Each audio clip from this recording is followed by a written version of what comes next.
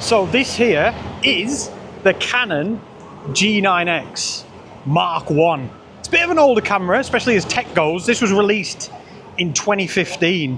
It weighs 209 grams to be exact. It's got a little 1-inch sensor, which is 20 megapixels by the way, pretty decent. And it's got a full frame equivalent focal range of 28 to 84. And basically, I wanted to give it a good test today here in London, right in the city of London, if you can't tell. It is chaotic. And yeah, just get stuck into a little bit of street photography and chat a little bit about the camera. I'll talk you all through the settings that I'm using to get my photographs. And I'll try my best to talk you through any compositions that I come across as well.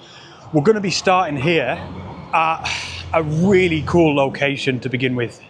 So this here is Leadenhall Market, and I think it's been a market since the 1300s. And as you can perhaps tell straight away, it's pretty photogenic. And I just thought it'd be a good place to start just to get me into the rhythm, because I'm not saying it's easy, but it's going to give us the best chance to get some simple photographs to begin with. For this first shot here, just as a way to experiment, to try something different, rather than just taking a straight shot of this kind of hallway, I'm just trying to get low down, include some of these nice old tiles down in the foreground, focusing off in the background, and there we go, something like that. Looks pretty nice. I feel like, for me at least, personally, I need to get into a rhythm. Like I said, I need to probably take maybe up to an hour just to take a load of average at best photographs, rubbish photographs really, just to get into the swing of things. I think this market was Diagon Alley in the first Harry Potter film, if that means something to anybody. But yeah, pretty cool. You can perhaps tell, actually. I've already had a coffee and a little bit of a wander, and I found this really cool subject here that looks like it's got potential. So get a look at this absolute beast. This is called the Lloyd's Building. Again, this is just something I walked past earlier whilst I was having a coffee, and I thought, oh, black and white. It's got black and white all over it, that. So I've just been trying a few kind of like that. Portrait. Yeah, something like that. Looks pretty cool. And I think I will probably be shooting in black and white quite a lot today. The only reason I say that is because I don't think, for now at least, we're going to get any sunlight. So that's not to say I'm definitely going to be shooting in black and white all day, but I just feel like it's going to work best. Wow, look at this. Look at that. That is so cool, isn't it?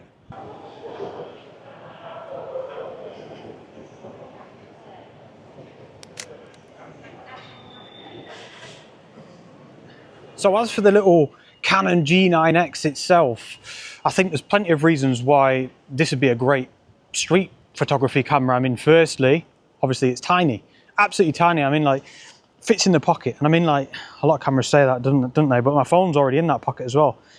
Easy, piece of cake, like, properly fits in the pocket. 28 to 84 millimeter single lens. I'm sure we can all agree that's pretty decent. That's an all right focal range for street photography.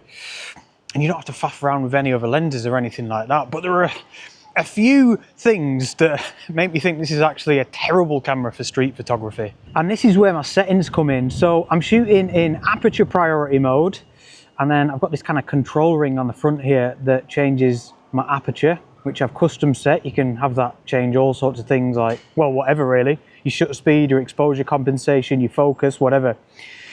And I've got it on auto ISO as well. However, and this is the biggest flaw, I cannot set a minimum shutter speed, which for me, for the way I do street photography anyway, is just so important. It means if I can set a minimum shutter speed, it means that I don't have to worry about any of my settings pretty much all day. But what I'm having to do here is, as I lock in focus by half pressing the shutter button, you can see there the camera selects the shutter speed 1/125th of a second. Grab that image now, that's actually a really nice one. And in this case, that's absolutely perfect, but it just means that throughout the day, I've got to keep one eye on my shutter speed, which isn't the end of the world. It's not that bad, but yeah, having that minimum shutter speed option, just like I said before, allows me to just select all my settings and get on just thinking about composition and subject and light, which is exactly what I want from a camera when it comes to street photography, which is all these flaws, man, are starting to make me think that this is actually a terrible camera for street photography. And it's probably a good time for me to say actually as well, I should have said this at the beginning, I'm not a street photographer, I'm a full-time landscape photographer, and I have been for 6 years nearly. And you know, I'm generally out in the mountains, on the coast, in the woodlands, I mean anywhere but slap bang in the middle of London. But as I said in my recent newsletter, I got a sort of a free train ticket down to right in the middle of London, so I thought, why not take it, you know, take the opportunity and sort of challenge myself a little bit photographically. And I've always had a little bit of an interest in street photography. It's definitely my favorite genre outside of landscapes. And then finally, as for my focus, this is just the way I'm choosing to do it because I'm finding it a lot easier.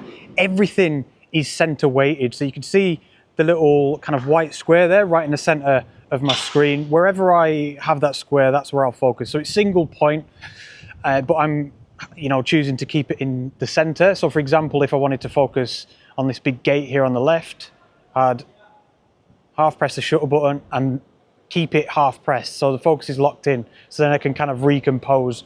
Also, my exposure is all center weighted as well. So if I wanted to, I don't know, kind of expose up here on, is that the gherkin up there? Not a clue. Then I would same again and then move back down. I don't know, it's probably not the right thing to do, but it is absolutely working for me.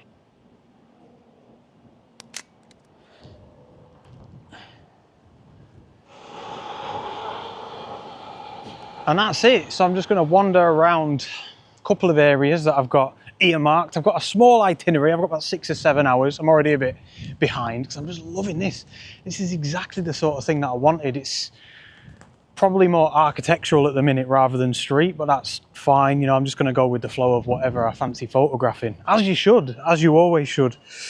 And I don't know London at all. I absolutely love it. I love coming here. I get such a buzz from the place. And I've always wanted to come here with my camera. So today is the day. Although we're not getting any direct sunlight today, not at the minute at least, it doesn't mean that you don't have any light at all. As you can see, I've come in this little alleyway, which in itself is dark, which means that then you get light contrasts. So even though it doesn't look like it, out there near all of them little stools, we've kind of got light, and there's a beautiful little natural frame in here. There we go, some really nice kind of, I don't know, boarded up windows. Nice little sort of rustic feel with that wall on the left-hand side. And yeah, it's just about finding the opportunities. And to try and prepare for my little street photography adventure here in London, I've been watching some videos on YouTube, particularly a bloke called Roman Fox. He was absolutely fantastic. I'll put a link to a specific video below because he was chatting to another photographer and I can't remember his name for the life of me. Apologies to the street photography community, because this other guy was quality as well, and he had a lot of fantastic advice to share. And one thing he said, it actually had nothing to do with street photography at all. It was a real kind of golden bit of general photography advice, I thought. And he said, seek novelty. Which is exactly what I'm doing today. So basically he was saying he shoots in London all the time. So for him, there's no like mad novelty to it. I guess it's like me shooting in the Lake District. It's still class, and I guess I'll still do it forever. But my goodness, man, when you come somewhere new, and for me on top of that, I'm doing a completely different type of photography with the world's worst street photography camera, by the way. It's just such an absolute buzz because for me, don't know London at all, don't do this type of photography. I feel like there's photographs everywhere, and above absolutely everything, I am having such a good time. I'm only about half an hour into it. It's quality. And yeah, like it's proper easy for me to say, but if you're usually a street photographer, go and have a go at some landscape photography and enjoy that fresh novelty if you've never done it before.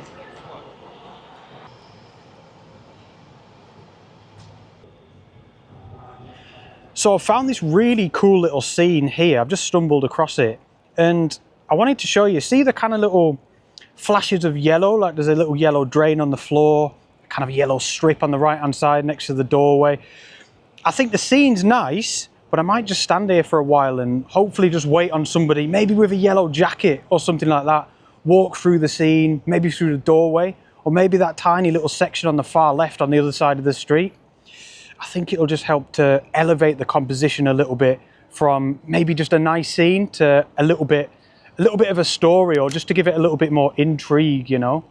So as you can see, I didn't get a little flash of yellow clothing or anything, but I did get the red bus in the background, and I was happy with it. I liked that it just filled that left-hand section of the image.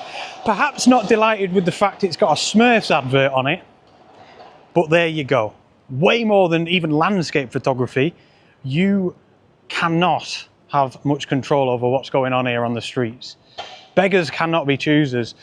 But yeah, I was quite happy with that one either way. Right, I'm going to move on. I'm actually going to get the tube to another part of London that I really want to photograph, or else if I don't, I'm just going to be around here all day. I'm absolutely loving this.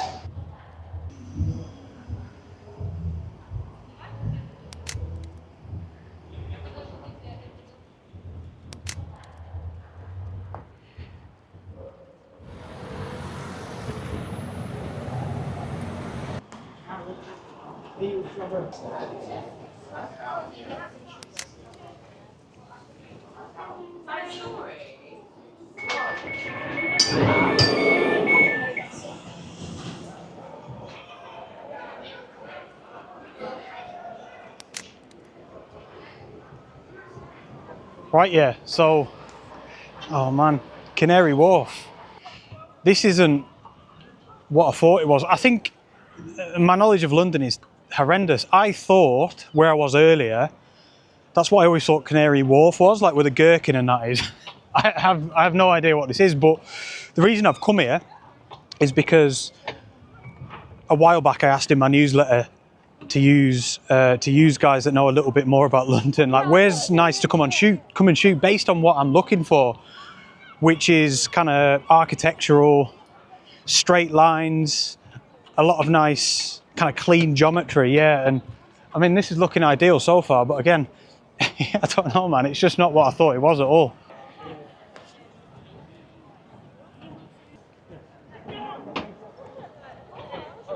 By the way, on the subject of the architectural thing, I'm enjoying it, and that's what I'm gravitating towards, that kind of cleanliness that I keep going on about. But I genuinely think I'm only doing that because it's easier and it's simpler to kind of keep pointing my camera away from people and mess and chaos. But I do want to try and embrace some of that chaos at some point today if I can, just as a challenge more than anything.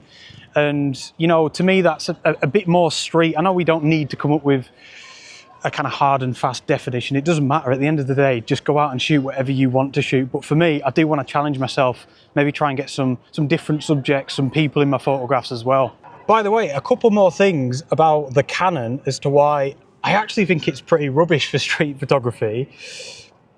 I don't like the actual pace of the zoom lens, if that makes sense. So if I want to zoom from 28 into 84, it just takes ages. Like it takes a while. I'm expecting too much, you know. I'm being way too harsh. It's a good job I don't work for Canon or something, but yeah, I prefer kind of like a normal lens where I can, you know, it's really optical, where I can just use my hands to zoom in and out like within an instant, nice and quick. That's kind of frustrating. I'm not used to that. And secondly, I cannot believe that I didn't think about this from the start. It hasn't bothered me that much today, but it hasn't got a viewfinder at all. And that's something that usually I really like with a camera. In all honesty though, I don't think it bothers me that much for street. For some reason, I don't know why, but I feel like when I'm doing street photography, I actually quite like using the LCD screen rather than the viewfinder. Let us know down below, you know, do you use the viewfinder? Do you prefer the LCD? Are you a little bit of both? I feel like when I do landscapes, I'm like absolutely a little bit of both. Probably leaning a bit more towards the viewfinder, but yeah, for street, I would prefer a viewfinder, but it's not bothering me as much as I thought. But that would probably be an absolute kind of deal breaker for a lot of people. So look at this cool little sort of spiral staircase that I found. It's kind of neither indoors nor outdoors. Definitely needed a stop, and I'm just going for something sort of along those lines there. It's quite difficult. I'd probably want to shoot a little bit wider, and I might wait for a subject to walk up or down the stairs there. Look at that, madness. Absolute madness. Just as I said it, somebody walked down the stairs. I was there for about 10 minutes as well. I was just about ready to go. I quite liked the image even without a subject. But like I said, it's just something I want to try a little bit more of. And actually, yeah, there's something else about the camera. I feel like I'm just, you know, ripping into it at this stage, but there's something else that I really want to mention that I don't like about it. Do not get this for street photography. I'm only joking, but it's got really bad continuous shooting. I tried it before. I had a subject walking through my frame. You know, you just want to fire off a load of shots within like a second. And it was genuinely on average doing like one photograph every 1 or 2 seconds, which just wasn't working at all. I'd suggest it's a lot better if you're shooting in JPEG.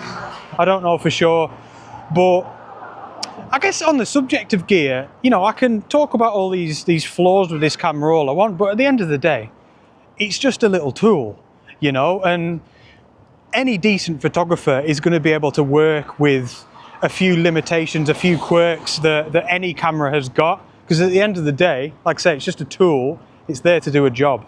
And it's tiny. It's absolutely tiny. And the size of it could be the difference between getting a shot and not getting a shot. Because you might just be out for a wander, you know, say around London or something, as I am today, for example. And you might think, I don't want to bring such and such a camera because it's too big. And then you might have missed an incredible photograph. You never know, you might have missed your best chance at, you know, the best image you've ever taken.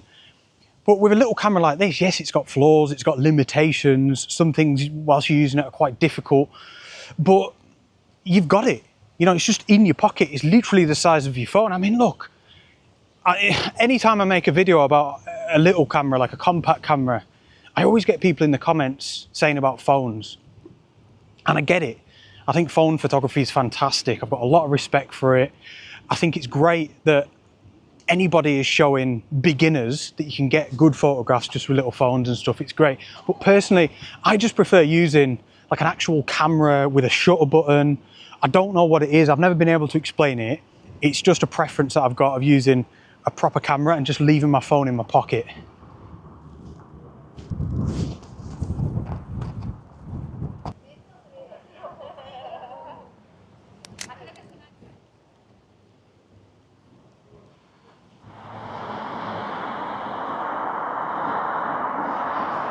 So I have completely and utterly sacked off Canary Wharf. Extremely unfair. Didn't explore it. I explored like 0.001% of it, and for some reason decided it wasn't for me. So I'm sort of heading back towards the city of London, whatever that means. Whilst we're walking along this stunning main road here, I thought it would be a fantastic opportunity to say a massive, genuine thank you to the sponsor of today's video, which is Squarespace. So if you've never heard of them, Squarespace is an online platform where you can build your own website, simply put, and my own website is through them, and I am so proud of it. So if it's something that you've always wanted to do, definitely go and have a look. They've got loads of polished, beautiful, professional looking templates that you can use. You select one, add a little bit of text and a few images, and before you know it, you will have a website up and running. And of course, as a photographer, you might just want to use it for a portfolio, somewhere to showcase your images. But if you want to, you can also sell things on there as well. They've got loads of wonderful e-commerce packages, which is what I use to sell some of my prints, my ebooks. I've got some of my presets on there, which I will likely have been using throughout today's shoot. And yeah, I wouldn't be able to run my business without it. And last but not least, they have got award-winning customer service. So if you're ever struggling, even though it is very easy to build your website there, they will be there to give you a helping hand. So if you'd like to give them a go, there'll be a link in the video description that will give you a 14-day free trial, or head over to squarespace.com/Henry Turner. If you like your free trial, make sure to use the offer code Henry Turner at checkout. That will get you 10% off your first purchase, and it'll really help me out as well, because it'll tell Squarespace that it's me that sent you. Another massive thank you to them.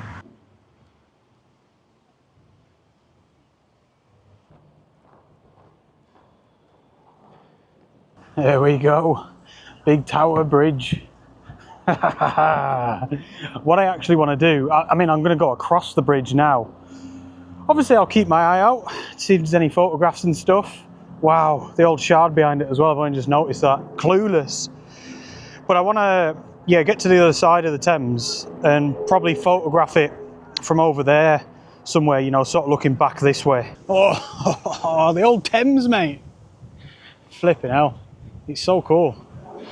I love it. Proper tourist in my own country. I feel like such a tourist when I come to London. It's just so different from where I'm from and where I grew up. It feels really different, but I love it. I absolutely love coming here. It's got such a buzz to it, you know. Yeah, I grew up in like rural England. Even where I live now is quiet. But yeah, I love coming here. And today is fantastic. I really hope you are enjoying it, by the way. I feel like there's been a good amount of waffling going on, a good amount of chat, but do comment down below. Let me know if you're enjoying this. Especially, I mean anybody, but especially those of you that watch me every week. You know, you used to see me in the woods or up mountains and stuff. Obviously this is a little bit different. I never really know why I ask this, because even if everyone said they didn't like it, I'm still going to come out and do it because we've got to do what we want to do as photographers at the end of the day. So I've come ages now. I just checked the old step count and I'm on about 15 or 16,000 now. Still loving it. What I'm finding most difficult about today, it's nothing to do with the camera or any limitations of that. It's actually just the fact that it's so busy. I feel like there's been many instances where I found a really nice little scene, a nice composition, even nice lighting and stuff. Again, bearing in mind it's cloudy. And I'll just kind of stand there for a bit and I get in my head what it is I want. And it's usually like one subject that's wandering through, someone nicely dressed maybe. But the more you kind of wait there with your camera in your hand, the more you realise that I'm just here at the wrong time of day and probably the wrong day altogether. Like, yeah, if I could change one thing, I mean, I don't really have the luxury and it's kind of not what I'm here for, but I'd come really early in the morning, especially this time of year. You could get up and out at like 4 o'clock in the morning if you really wanted to take it that seriously. And you'd have 2 or 3 hours of not only nice light, but, you know, I'd assume anyway, it'd be a lot quieter than this. Of course it's going to be. And you'd be able to find your little scenes, get set up and just kind of wait and wait and wait. I'll tell you what, if anything, it's given me a real newfound respect for street photographers, a respect that I already had a lot in abundance. But yeah, I think it makes you realise that those moments of many of those beautiful street photographs that I love and that we all love, it's either taken a heck of a lot of patience or a heck of a lot of luck, you know, to have captured that one moment in time.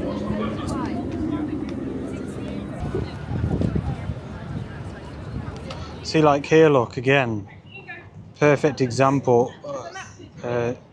She looks nice, actually. It's just, you want people that are just nicely dressed. But yeah, another example of a composition, something like that. I might move left and right a little bit just to alter it, but I quite like it.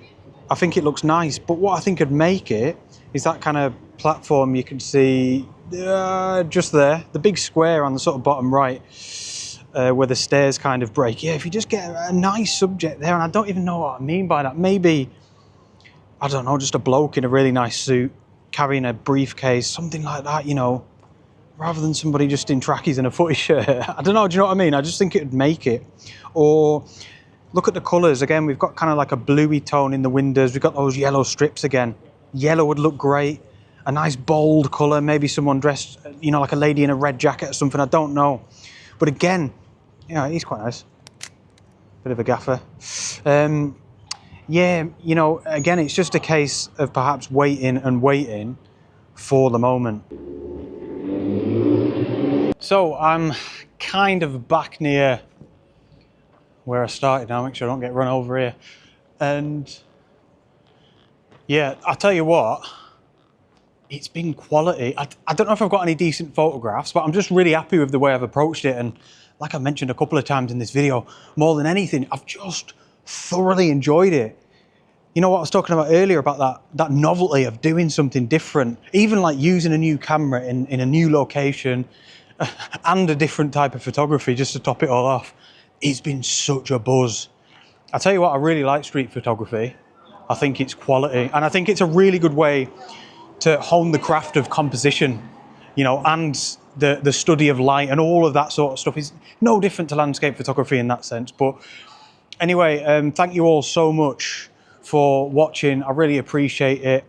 And yeah, do comment down below. I love to hear from the lot of yous. Thank you very much. See you on the next adventure, wherever that may be. Out.